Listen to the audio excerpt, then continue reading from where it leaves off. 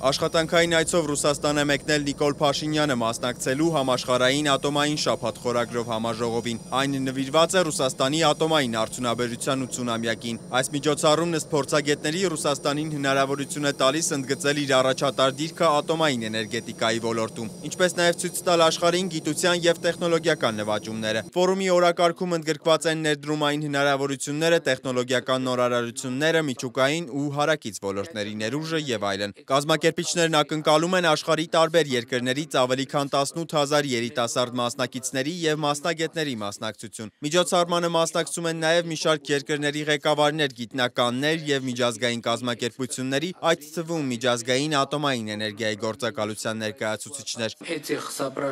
Հայաստանը լուրջ է վերաբերում իր միջազգային պարտավորություններին և հաստատում իր նվիրվածությունը միջազգային ռեժիմի ստանդարտներին և սկզբունքներին։ Տիկնայք և պարոնայք, հաշվի առնելով այս նկատառումները, Հայաստանի կառավարությունը հաստատել է ատոմային էլեկտրակայանի պահպանման քաղաքականությունը, որպես երկրի էներգետիկ հաշվեկշռի կարևորագույն բաղադրիչ։ Մինչ համաժողովին մեկնելը Նիկոլ Փաշինյանը խորհրդակցություն է հրավիրել Երևանում քննարկելու Հայաստանի էներգետիկ ոլորտի ռազմավարական զարգացումները։ Հատուկ ուշադրություն է դարձվել նոր ատոմային էներգաբլոկի կառուցման առաջարկներին, դրանց տեխնիկական, ֆինանսական և անվտանգային ասպեկտներին։ 2022-ին Հայաստանի և Ռուսաստանի միջև ստորագրվեց միջպետական համաձայնագիրը, որով նախատեսվում է 1000-ից 1200 մեգավատ հզորությամբ էներգաբլոկ կառուցել։ Ատոմային էներգաբլոկի կառուցումը ըստ ՏԿ նախկին փոխնախարար Հակոբ Վարդանյանի կարժենա 5-ից 13 միլիարդ դոլար, իսկ կառուցման տևողությունը տարբեր գնահատականներով 8-ից 10 տարի է։ Երևանից ուղիղ գծով 36 կիլոմետր հեռավորության վրա կառուցված միջուկային կայանի առաջին էներգաբլոկը չի շահագործվում։ Երկրորդի նախագծային ժամկետն ավարտվել է 2016 թվականին։ Լայնածավալ արդիականացումից հետո նրա շահագործման լիցենզիան երկարաձգվել է մինչև